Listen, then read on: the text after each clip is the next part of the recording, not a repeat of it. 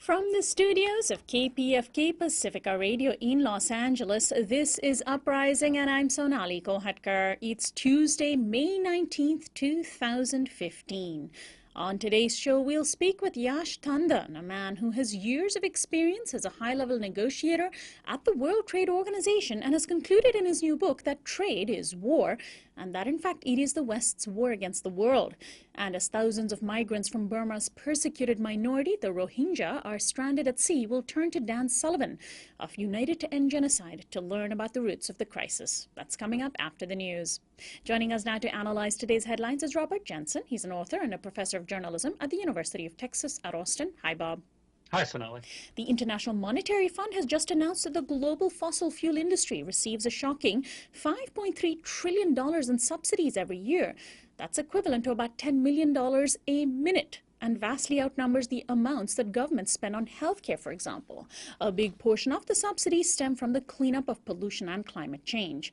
Here in the U.S., another example of how the fossil fuel industry gets special treatment is unfolding in Denton, Texas, the fracking capital of the U.S. Texas Governor Greg Abbott just signed a law that forbids any municipality in the state from passing a referendum or ordinance banning gas and oil drilling operations. The law undoes the hard-fought victory by Denton residents last November to ban fracking in their city. And meanwhile, in an action reflecting popular discontent with oil giants, hundreds of protesters at the port of Seattle yesterday blocked oil workers from reaching a Shell oil rig that was on its way to resuming offshore drilling in the Arctic. The action is one of a series aimed at Shell.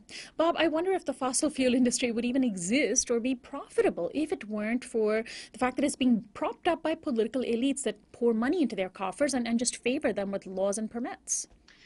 Well, I guess we could talk about the insanity of Arctic drilling. We could talk about the incoherence of the economic system. But if it's okay with you, let's beat up on Texas for a little bit here. Yes, let's. Your story about, or your comment about Denton is very interesting. The hypocrisy of the Texas legislature and its governor is quite striking. Remember when the Environmental Protection Agency, the federal agency, has been trying to regulate some of these pollution and environmental questions, the state of Texas has said, don't impose your federal laws on us. We know better at the state level. When the city of Denton, a very progressive city in North Texas, decides that the Texas Railroad Commission, which despite its odd name is the regulator here, when it's not doing its job, it takes democracy seriously and passes this local ordinance. Then the state says, oh, no, not too much democracy at that level.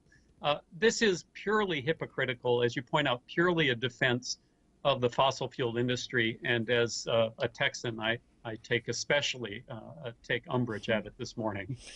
And a new study has concluded that the rate of suicide among black children has significantly increased over the last several decades, during the same period when the rate among white children has dropped. The findings surprised even the researchers who examined the rarely studied age group of 5 to 11 years of age. A New York Times report on the study speculated whether anything about, quote, family support, religious faith, and other cultural factors might have changed to reflect the rise in suicide among black children. Meanwhile, in St. Louis, Missouri, an off-duty police officer who fatally shot a black teen named Von Derritt Myers Jr. last October will not face any charges. Officer Jason Flannery claims Myers shot at him with a handgun, to which he responded by firing 17 rounds. But Myers' family believes the young man never had a gun to begin with. Bob, it shocked me that the New York Times tried to blame black culture for higher suicide rates rather than, say, police violence aimed at black youth and this general culture of injustice and uncaring in our society towards black kids. What do you think? Well, I'm not surprised by it. There's a reflexive move on white institutions, and of course the New York Times is a white institution, to look for the problem not in white supremacy, not in the pathology of white communities, which after all dominate in this culture, but instead to look to black culture as the source of the problem. This study is very interesting because suicide is the one place where the disproportionate racial impacts seem to be worse for whites than for blacks, but that seems to be changing.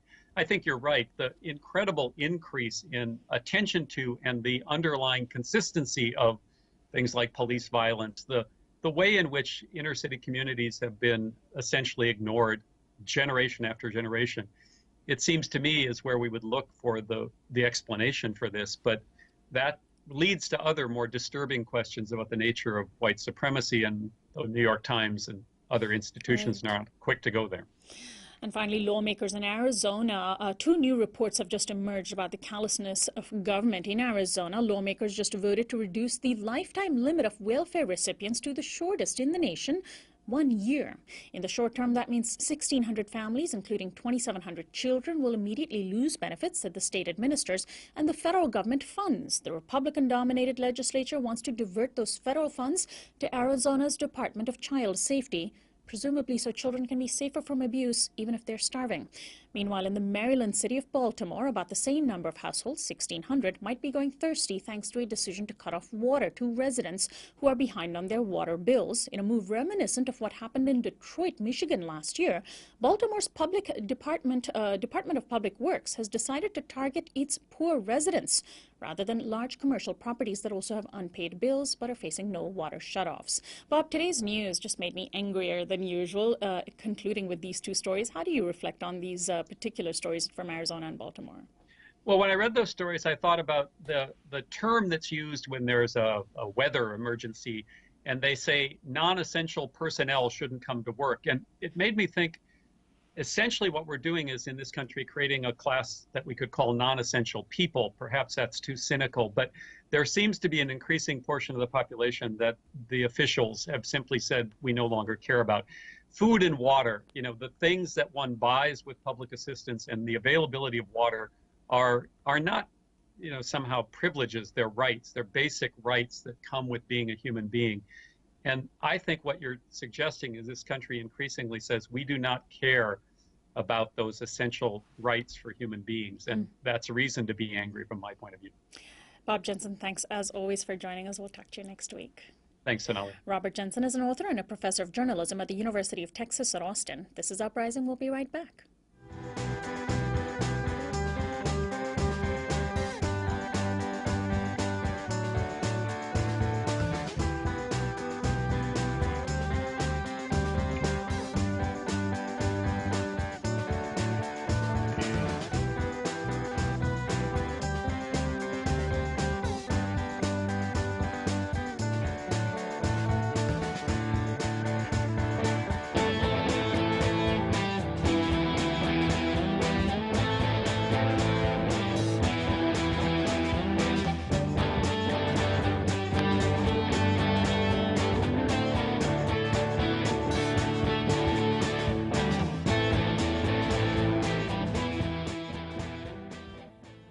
Welcome back to Uprising. I'm Sonali Kolhatkar. It's not often that members of the U.S. Congress get the opportunity to weigh in on international trade. Negotiations over fast-track authority for the Trans-Pacific Partnership, or TPP, in recent months have come the closest to enabling elected representatives a chance to voice their opinions on how the U.S. government should engage with other countries financially. For decades now, we've heard the claim that free trade is equivalent to freedom in general, that if corporations were simply allowed to freely do business around the world without having to contend with tariffs, regulations, and other so-called trade barriers, that it would naturally result in an equal playing field. But in fact, the rich have gotten richer, the poor poorer, and the planet thrown into peril. And while international trade does not manifest in lethal bombs, its impact on communities is similar to that of war. So writes my guest, Yash Tandon, who has had decades of on-the-ground experience as a high-level negotiator in bodies such as the World Trade Organization. He's also the author of the new book, Trade is War, the West's War Against the World. And he now joins us on video stream. Welcome to, we're trying to get him on. He's going to join us live from London. So do bear with us. And I think we do have him now. Welcome to Uprising, Yash. Thank you so much for joining us. Thank you. Now, you are from Uganda, and much of your experience with the impact of trade policies is on the African continent. I want to begin by asking you how the history of colonialism links to the West's trade policies, and essentially what the links are between the past and the present with colonialism and trade. Well, actually, it goes back before colonialism. It goes back to the slave trade. The trade began with human beings trafficking across the oceans as a matter of trade. The first time you had human beings traded, you had slavery in the past, ancient past, but slave trade began with the beginning of European civilization. And then came the colonial period, of course, as you know. In 1884 at Berlin, Africa was put on the map and just divided up. And then followed brutal trade war against Africa, which virtually killed off existing agriculture, economy, and so on, and imposed on that a colonial economy. And following from that, we had independence, so to speak, but really only political independence.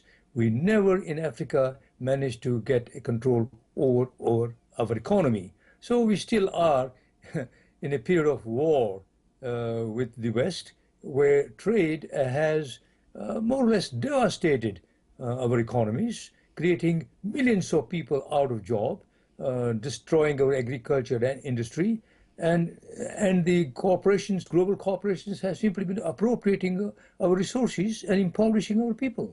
So Now, that's war. set the stage for our audience about the role that you have played and the sort of first-hand experience that you have had in the sort of international trade arena. You have actually been a high-level negotiator at a World Trade Organization ministerials for years. So you've directly seen how these negotiations happen in these boardrooms in places like Geneva that are completely cut off from what's happening on the ground? Absolutely. Because the World Trade Organization is a secretive organization. It's a conspiratorial body. I have experience in official delegations of African countries sitting in negotiations process, and we have been cut out from negotiations. They have something called green rooms. These are rooms to which the big powers are engaged in negotiations, Europe, United States, Japan, and they call a few countries like India, Brazil, China, and occasionally an African country gets into that, invited by them. But the negotiations are between the great powers, and once they have negotiated, that's it. The last day, I've seen it many times, on the last day of the meeting, of the conference, the speaker simply reads out a statement presumably agreed to by consensus between the parties, and simply bangs on the table and says, agreed, and nobody objects, agreed, immediately. There is no discussion, nothing. This is a green room process, and the process is totally flawed and conspiratorial. What is the ideology that they spout to justify the dominance of so-called free trade as a pathway to development and freedom? Because we often hear a utopia being painted in our future if only countries dropped tariffs and regulations that protect workers and the environment. But that doesn't often play out. So how do they sell it? Well, it's an ideology, that's true. I can say with some authority, because I'm an economic historian and I've taught for nearly over 40 years, I can say with some knowledge, there has never, ever been free trade. Never. The golden period, so-called the golden period of English mercantile system in the 19th century was never free trade, never. So it's a myth that's created, and you know what? It's a myth perpetrated by universities across the world. And when you say there has never been free trade, you're saying that the trade has never truly been free, that it's never truly been free of all sort of, interference, because it tends to be propped in favor of corporations rather than the other way around. Well, corporations came later, that's right. Corporations are a more modern phenomenon, but I'm even talking about the mercantile period, British English mercantile period, when It was basically trading companies, at that time, colonial trading companies like East African, Right. like East India Company and so on. And at that time too, trade was never free. And that's why the first opposition to so-called free trade came from the United States. It's the US that said, no, this is not free trade. This is colonial trade where we Americans manufacture cotton and tobacco and you England manufacture end products. So basically, it has never been free trade. And But so somehow, haven't many of these yep, Western countries historically used protectionist policies to build their wealth in the first place so that in this era of supposed free trade, they have all the advantage? absolutely. In fact, they hide behind the dogma of or the ideology of free trade. In actual fact, they have always been protectionist. Always. England was protectionist when it was industrializing. Britain, no, United States, Germany, Europe, Japan, Switzerland, all were protectionist. And then at that time, by the way, if I may add one more thing, the intellectual property, which talks about patenting of knowledge, that in previous eras were always free. Knowledge is always free. But with the coming of capitalism, they have commoditized knowledge. So even knowledge is no longer free. There's nothing free or fair in the capitalist system. Now, Every aspect of trade and intellectual knowledge is war. your book focuses on the global south and largely Africa, but the issue of international trade has been coming up here in the United States, where our program is based, in the last few months in particular. And so I'd love for you to indulge us just briefly, at least, on some of the issues that are coming up here with the Trans-Pacific Partnership, this supposed free trade agreement between a number of different countries. Senator Elizabeth Warren, who is one of our few progressive senators here in the United States, just released a report entitled Broken Promises, Decades of Failure to Enforce Labor Standards in Free Trade Agreements. And our president is trying to sell us this idea that signing the TPP will result in better jobs for Americans, better protections for Americans. He even had a press conference at a Nike factory saying that Nike would add, thousands of new jobs if the U.S. signs the TPP. But I'm guessing that you are much more in agreement with Senator Elizabeth Warren than with Barack Obama on this. Oh, absolutely. I think she is on the right, in my view, on the right stand. It's a it's a propaganda by the big corporations. I imagine some of the biggest global American corporations are funding Obama's election campaign. I would imagine. I think, and of course, the corporations have penetrated policy making structures within practically every state in the world. So it's not simply the United States that is pushing for free trade, TTIP and TPP and all these free trade global bilateral agreements. Even Europe is. Even governments in the countries of the South are pushing for that because globally, transnational corporations have taken over our economies, penetrated policy-making structures in our countries, and they are all in agreement.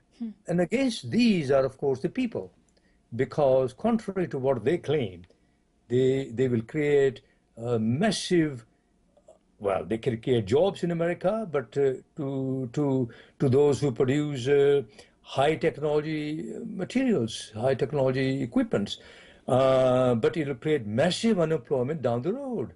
So we are entering into a period of what I call centralization of global capital, and that can only happen at the cost of people who will be thrown out of jobs and small-scale enterprises. That's the outcome of what they are proposing. Now, let's talk about the fact that you are using very strong language to describe the impact of these international trade policies. Your book is entitled "Trade is War," and while many people have detailed the, very devastating impact of trade on the ground, very few have, I think, likened it to war, because it's not necessarily directly tangible. You know, it's sort of a slow-moving disaster when trade policies that are skewed towards corporations hit poor countries. So explain why you use this title. Why is trade sort of essentially equivalent to a war on poor people? Well, let me add a footnote here, and this is that trade does not have to be war all over time. Sure. Trade has taken place between India, China, Africa for thousands of years. Humans have always traded. And you produce things and you trade. So trade is necessary. I'm not against trade as such. What has happened is that over the last 500 years, and that's not long, five centuries, with the coming of emergence of capitalism as a global system, that's when trade became war. India traded with Africa, no war. England came to Africa and started colonizing Africa.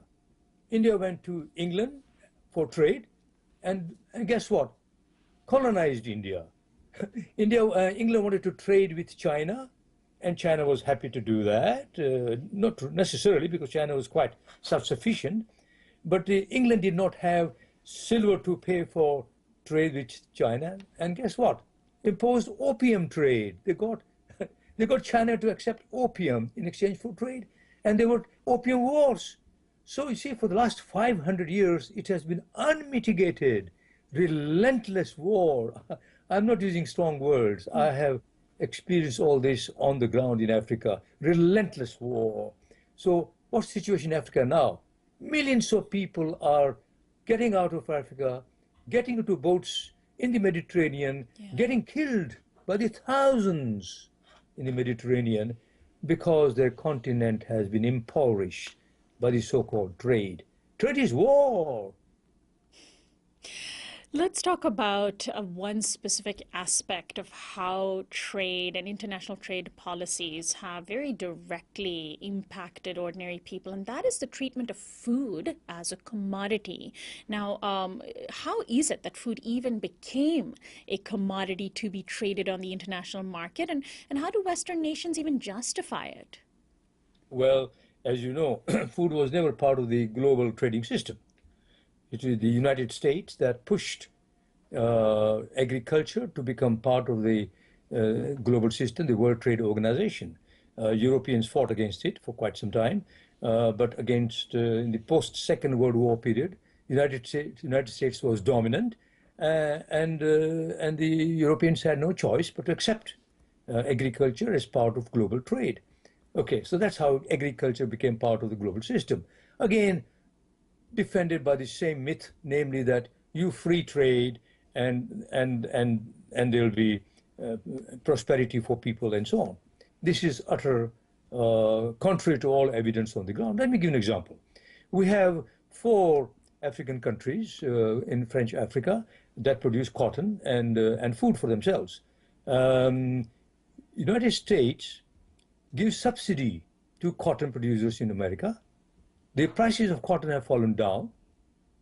The result of that is that the peasants who are growing food and cotton in Francophone Africa have lost all their possibility of competing against subsidized cotton from America.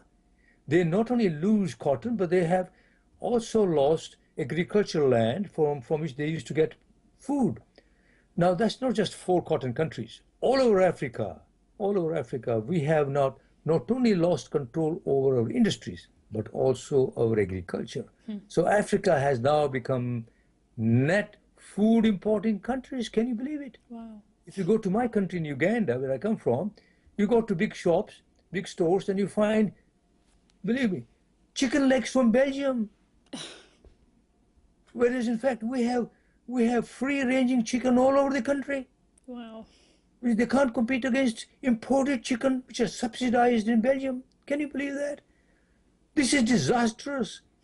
And the only thing that is keeping up is the whole myth created by not only corporations, by, I have sad to say, by big universities like Harvard, and all the economics departments in these universities are, in my view, peddlers of an ideology that makes no sense whatever on the ground. Right. Can you imagine that? There was a recent ruling that affected the United States from the World Trade Organization, U.S. consumers wanting meat from other countries to be labeled by its point of origin, but Canada and other meat exporting countries and the corporations that work there said that the labeling disadvantages their meat, so the WTO has ruled in their favor. Just sort of another example of how the WTO and those sorts of international bodies are trumping over consumer concerns. And I shouldn't even use the word consumer because that, of course, is also the language of international trade. Ordinary people who eat, perhaps, is the better way to put it. Finally, let's, in the last part of our conversation, Mr. Tandon, let's talk about the pushback, because there is pushback, and you started an organization called the Southern African Trade Information and Negotiations Institute. Why did you start it, and what sort of success has this group enjoyed, and has it been an example of the kind of pushback we've seen globally? Well, Seatini, that's what it's called, Seatini, Seatini. I created it after my experience at the first World Trade Organization in Singapore in 1997. It was astonishing. I got a shock of my life because there were African negotiators from all over countries making speeches in the plenary session, and behind their backs, they were working out agreements on, at that time, on iPhone, on telecommunications. And Africans did not know about that. And the agreements which are agreed by big powers in the WTO are binding. If you don't abide by those agreements, there are sanctions. So WTO is a veritable war machine, I came home and I started asking ministers of African countries, and I was familiar with many heads of states in our countries, and I said, why did we sign this? They said, well, we are told that free trade will benefit you.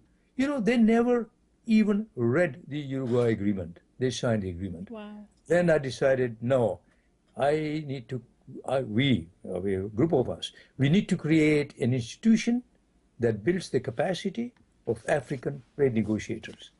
And we've been working now for nearly 15 years now and battling out WTO. It's not as if WTO has all its way. We have succeeded in Cancun, we succeeded in Seattle to overthrow WTO, and we'll succeed again in Nairobi. You watch. Now, you have, just pinpointed the fact that people do need to fight back. And in your book, you say that an asymmetric power situation demands guerrilla tactics. And you've even sort of brought up Che Guevara, saying we've got a lot to learn from Che. What do you mean by using guerrilla tactics to fight back against this, a nonviolent guerrilla war? Well, you have to look at the terrain. The terrain right now is asymmetrical. We have not only the big powers behind so-called free trade corporations, but also our governments in our countries. Especially in Africa, they are aid dependent, they are dependent on all kinds of promises made by Western countries.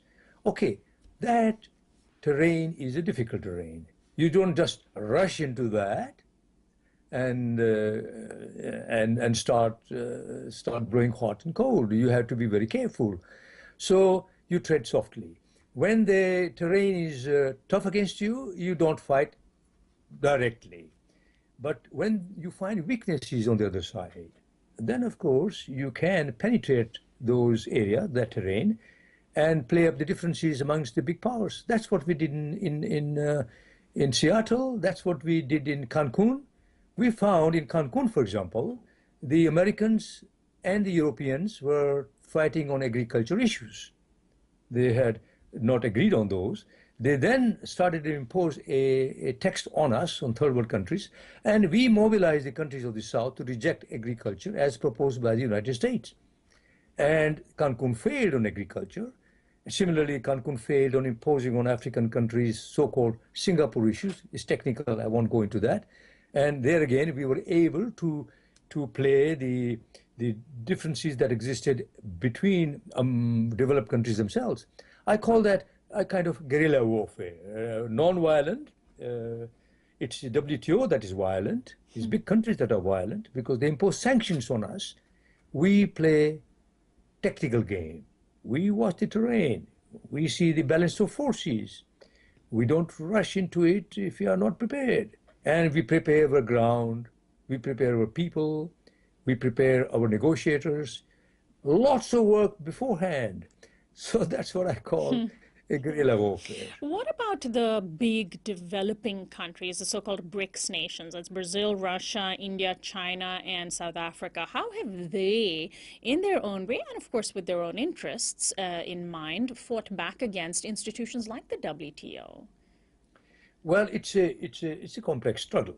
You find that there are many issues, such as trade, for example, aspects of trade, intellectual property, climate change. There are a number of issues, human rights and so on, number of issues on which not just BRICS countries, but southern countries as a whole generally agree. Of course, there are differences amongst them, but they generally agree. So there is a veritable north-south divide. There's no question about that. There's no question about that. But within the north, there are divisions. Within the south, there are divisions. Now, BRICS are large countries in the south. And for sure, China is profiting from liberalization of trade. They are not free traders as ideologists. Free trade was created by the Western countries. China was not even a member of the World Trade Organization when the bigger powers, Europe and America, obliged African countries to lower down their tariff barriers, to remove their protection. And guess what? It's China that is taking advantage of that. Right. China never asked us to lower down our barriers. America and Europe did. And now that China is taking advantage of that and bringing goods into our countries which compete against American and European goods, they are screaming, China is now colonizing Africa. Nonsense. That's not the case.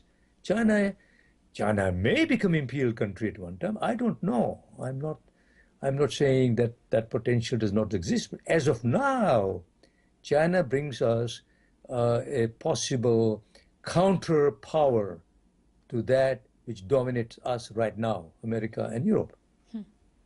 Well, finally, what about ordinary people who don't have access to the governments of BRICS nations or even big organizations or have connections to negotiators? How are ordinary people organizing, particularly in poor communities? How are they pushing back? Because they do have power, even if they don't have access to the green rooms of the WTO, for example.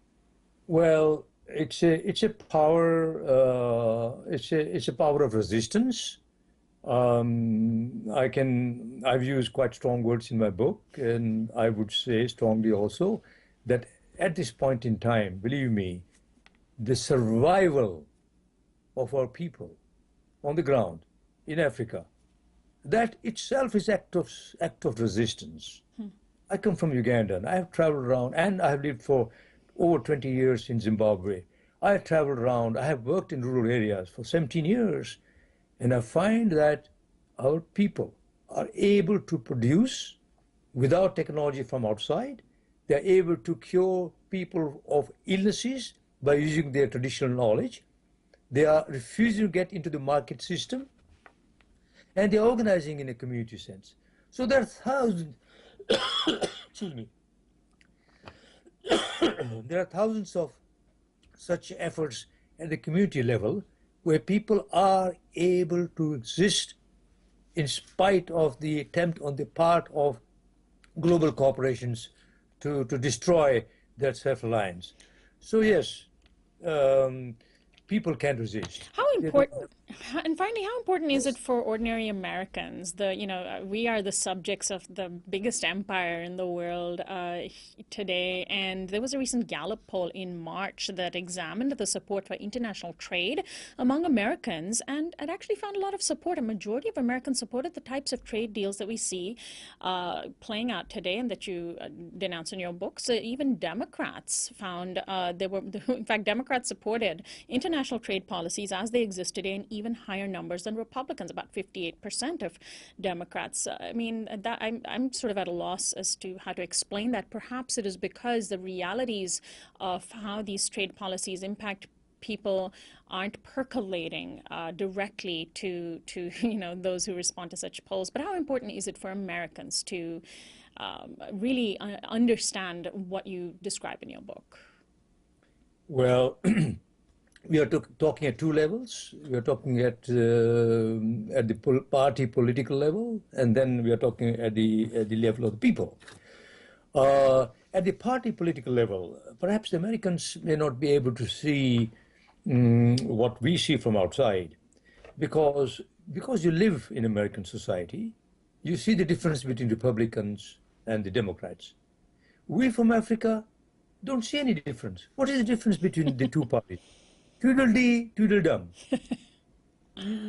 There's no choice between them. Exactly the same. The same corporations run both of them. They have slightly nuanced views on certain things, but they're exactly the same. They're both imperialist parties. No question about that.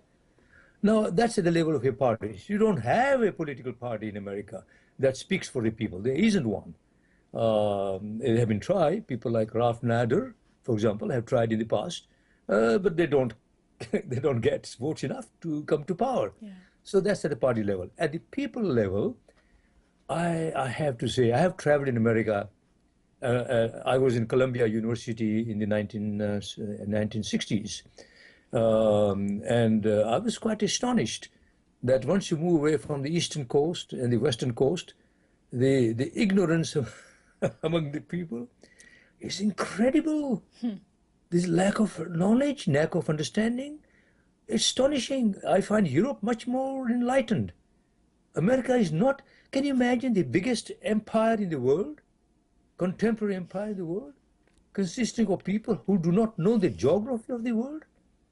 I'm sorry to say that. I'm not belittling the people, but I don't understand the kind of structures that you have, knowledge structures that you have in America, that you produce millions of people who are voting in political parties totally ignorant of what's happening in their own countries, let alone the rest of the world.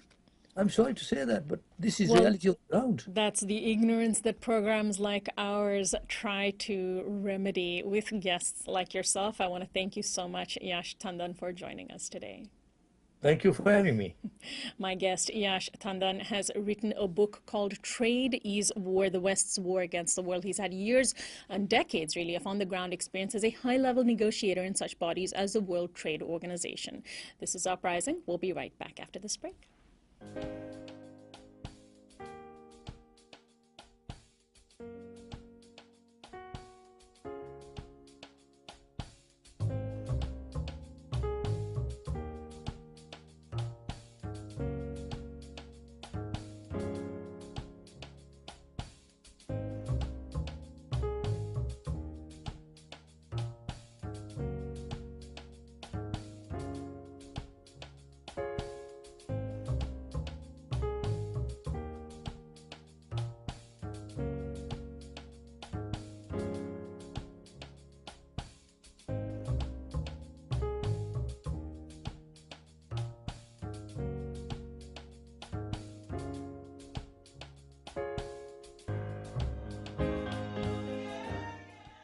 Welcome back to Uprising. I'm Sonali.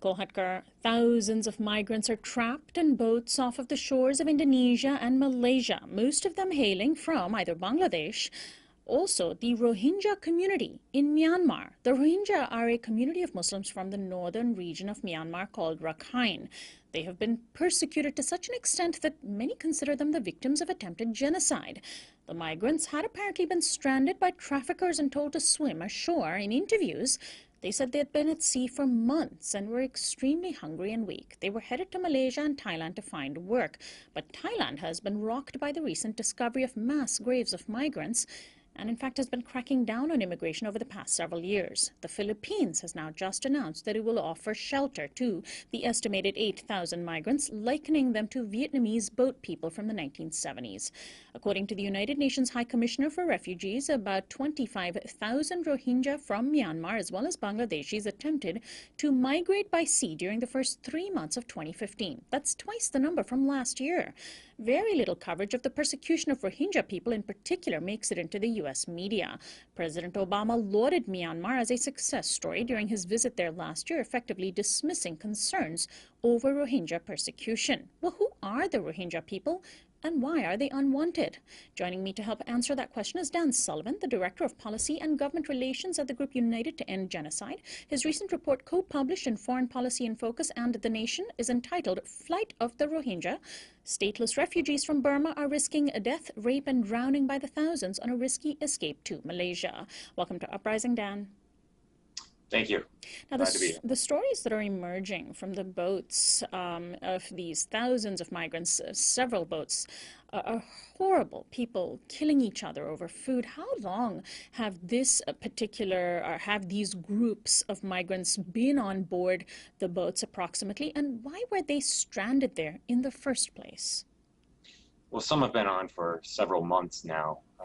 This mass migration or really fleeing of persecution has been going on for several years now. It goes back to persecution of the Rohingya Muslim minority in Western Burma. There's been a long history of policies of persecution by the government of Burma which have not been addressed. And in recent years, there's been an increase in the number of attacks and persecution on the Rohingya, which is really at the core of this, driving them out to sea. And is it mostly Rohingya on this boat? Do you know what the breakdown between Rohingya from Burma and people from Bangladesh is? It's really difficult to tell, what the numbers are. I think the latest UN estimates were that it's somewhere around 50-50. Though we've heard from people on the ground that some of the ships are exclusively Rohingya. It's tough to tell right now, but there's thousands that are fleeing. And why are they so persecuted in Burma? What is their status in Myanmar? This is a Muslim minority that is facing not only persecution from the Myanmar government, which is a relatively new government, but is also facing direct persecution from, of all communities, Buddhist monks. That's right. Well, first of all, the Rohingya have been in Burma for many generations. However, the government of Burma refuses to recognize them as citizens, and on top of that, refuses to call them Rohingya, the name that they self-identify with. The Burmese government has come out several times and said there are no Rohingya in Burma. We don't recognize them. So they're stateless people. The government of Burma has denied them citizenship rights. So that has caused all kinds of problems, and including, they're denied the basic rights to education, to work, even restricted in marriage and how many kids they can have. Wow. And so let's also think about the fact that and try to understand what is happening in the countries that some of these migrants are attempting to go. For example, in Thailand, what has happened and how does Thailand figure into the story of this crisis of migration and why some of these thousands are stranded on these boats? Well, I was actually in Malaysia just last month speaking to some of the families of Rohingya who had just arrived, and their journey goes through Thailand into Malaysia. So first of all, they pay traffickers to get them out of Burma into the sea, and they'll spend many months at sea. And then they arrive in Thailand, and they're brought to these jungle camps where, as you mentioned, there's now been found some mass graves of the people held in these jungle camps, and they're forced to pay even more money, somewhere around $2,000 or the equivalent. Their families have to come up with that to get them out of those camps, and then eventually some of them, the lucky ones, will find it into Malaysia, where they're also not given any kind of refugee status, and they face detention and all kinds of hardships. But compared to what they had gone through, and this is something I asked them, would you recommend that to others to take that journey, knowing all of the fear of rape and getting beaten and all kinds of things? And all of them said yes, they would take that journey again just to get out of Burma. And so, just in your conversations with some of these migrants who ended up in Malaysia through Thailand, you found that, at least in some cases, when these migrants, Rohingya migrants, arrived in Thailand, the men were separated from the women. The men were forced into indentured servitude. The women, many of them, sold into sexual slavery. What happened to what happens to the children? I mean, it's just horrifying to think about what these stateless, vulnerable people who are fleeing persecution, where they end up. Yeah, it really is, and it's heartbreaking to hear their stories. And as you mentioned, either into sexual slavery or just being held. The women are subject to rape and beatings, and the children are there with them as well. And now we have this crisis at sea where thousands of people are there, and you have women and children who have been on these boats with little food and water for months. And now the human traffickers have abandoned them, and you have these countries like Indonesia, Malaysia, Thailand, who are refusing to allow them to come to shore. And even there's reports of them towing boats back out when they get close to the shore. Wow. One of the people that you profile in your article says that he was beaten and persecuted in Burma simply for the crime of self-identifying as Rohingya in Myanmar on, I believe, a census of some sort. Is that part of what you were saying earlier, that Yes. the fact that this community wants to self-identify is one reason why they're being persecuted? Absolutely, that's right. There was a census last year, and the government of Burma put a lot of pressure on the Rohingya to self-identify themselves as Bengali. That's what the government of Burma refers to the Rohingya as. So if people refused, they were, many of them were beaten or intimidated because Burma, basically, the government of Burma does not want the Rohingya in Western Burma. And so Bengali, i.e. Bengali from India, from the Indian state of Bengal, or Bangladesh, who have from some... Bangladesh. From Bangladesh. Yes, the Burmese government claims that the Rohingya are all illegal immigrants from Bangladesh, which is right on the border with Burma, even though many of the Rohingya families have been there for several generations. So essentially, they are looking at a historical migration. I mean, are there historical roots that this community does have from Bangladesh, but have resettled many generations ago in Burma because of various pull factors? Yes, in Bangladesh and in the regions of Western Burma before the borders were identified, so going back hundreds of years. So it's before really colonial powers drew lines on a map. Right. So it's really disingenuous of the Burmese government to say that Rohingya don't exist, that what they identify themselves as doesn't exist, and that they're not welcome in Burma. What do you make of the news that the Philippines has now agreed to accept about 8,000 of these migrants who have been stranded at sea? That's encouraging news. It's the first country we've heard in the region saying that they're willing to take the refugees. The problem is that Philippines is quite far, and it's not likely that many of those who are trapped at sea now will actually make it there. So really, it's imperative that the countries that are right on the coast, right where the boats are right off the coast, Indonesia, Thailand, Malaysia, it's really imperative that they allow these boats with the migrants who are starving at sea, with these asylum seekers, refugees, to make it to the shores. And Dan, how are they surviving on these boats? Where are they getting food from? I mean, I mentioned that there were just awful stories that have emerged, children being killed, people dying because they're fighting over food. Is there any aid that's being delivered to them? If the people aren't being allowed to disembark, is food at least being delivered to them? Food and some kind of aid on the boats? There is some, very, very limited. We have some partner groups who are in the area who have been renting speedboats to get out there and bring food. And there's, the Thai Navy, they've dropped off food to some of these boats before towing them back out. But it's there are many more, and they don't know where all of the ships are either. So it's something that we've been calling for, especially with the U.S. government, that there needs to be an immediate support and a search and rescue mission launched. Otherwise, you're going to see thousands of people dying because they have very little food.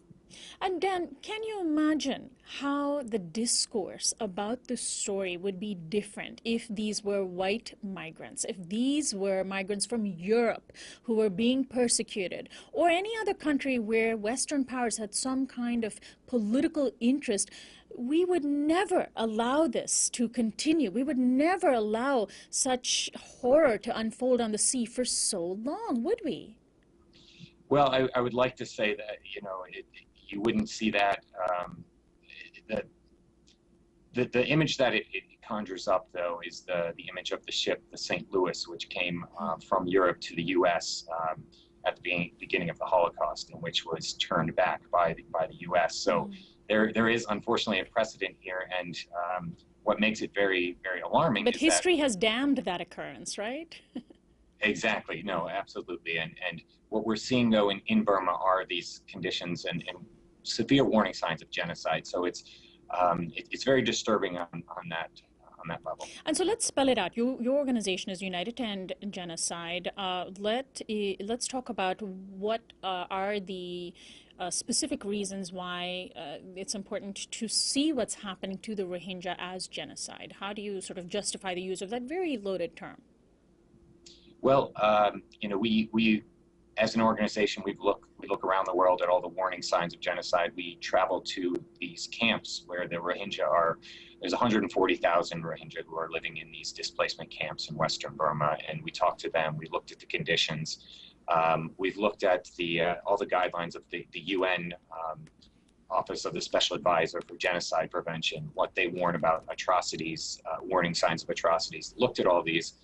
The U.S. Holocaust Memorial Museum was there recently and came to similar conclusions that there just are.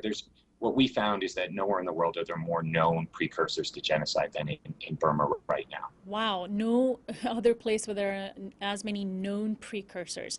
Now, this is a country that the United States has decided is doing just fine in terms of its government. Also, how has not only President Obama ignored the crisis, but also leaders inside Burma, such as the vaunted Aung San Suu Kyi, Nobel Peace Prize winner, long heralded as the leader that Burma was waiting for, if only she would be released from house arrest. She has been released.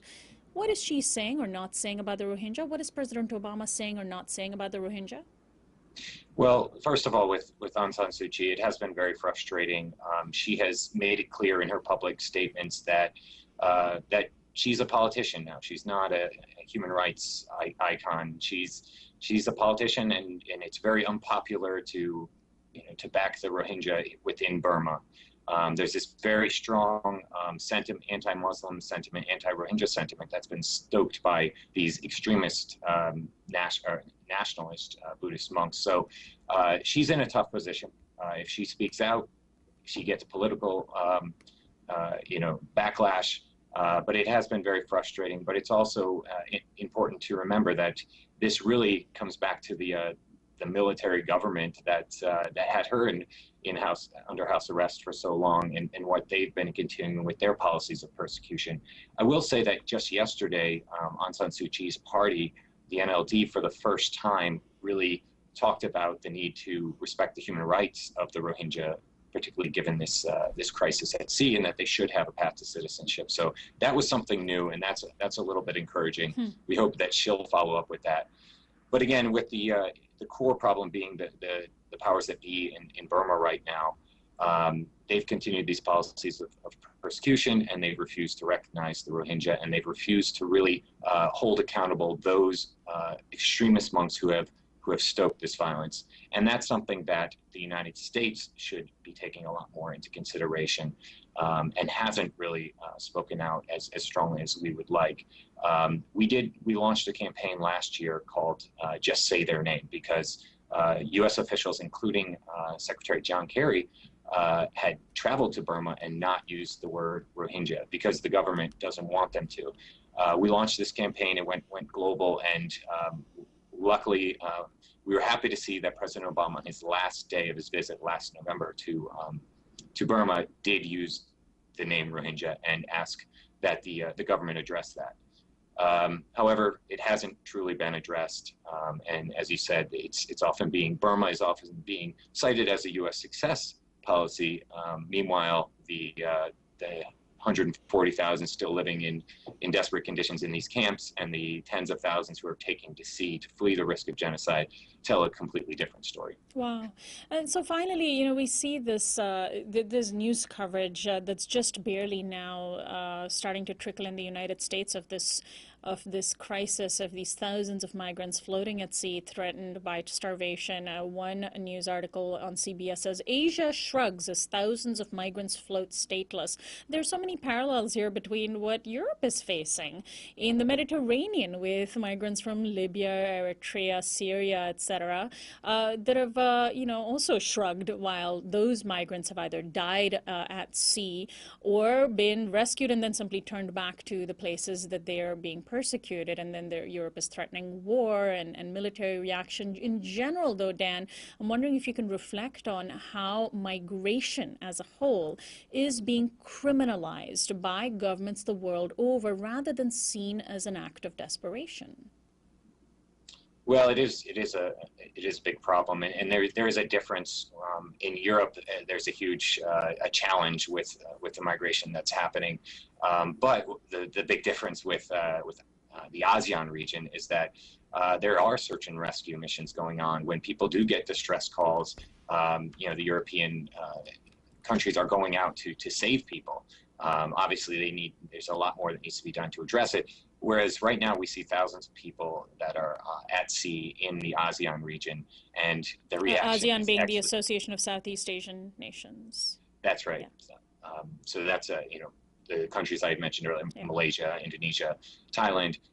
They have this problem going on, and they're actually refusing to allow those people to come to the shores and putting their lives at risk. So and that's not even just voluntary migrants coming out. Many are, as I mentioned, the Rohingya who are fleeing persecution.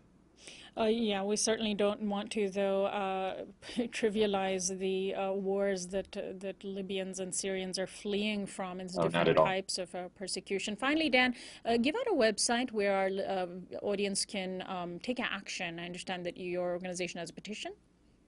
That's right. You can go to endgenocide.org. We have a petition to President Obama asking him basically three things. One is to put pressure on those countries that are in ASEAN to allow to save these people. Number two, for the U.S. to use all of its assets that it has to launch a search and rescue mission. And then lastly, to address the root cause of this, which is the persecution of the Rohingya in Burma. So a multi-pronged demand. I want to thank you so much, Dan, for joining us today. Thank you. Again, the website is endgenocide.org, and my guest, Dan Sullivan, is the Director of Policy and Government Relations at the group United to End Genocide, and he has recently written an article that we will link to from our website, uprisingwithsonali.com. That article is entitled, Flight of the Rohingya, Stateless Refugees from Burma Are Risking Death, Rape, and Drowning by the Thousands on a Risky Escape to Malaysia. He spoke with a number of migrants that ended up in Malaysia. This is Uprising. Bipasha Shom is our senior producer. Anna Buss is our assistant producer. Christian Beck is our production coordinator. And Alexander Hobbs is our technical director. Kiana Turner and Federico Garcia are our audio engineers. Annie Mendoza is our social media coordinator. Subscribe to our YouTube channel at youtube.com/uprisingwithsonali. Our website is uprisingwithsonali.com. Our theme music is by Quetzal. I'm Sonali Kolhatkar, host and executive producer of Uprising. I'll see you next time.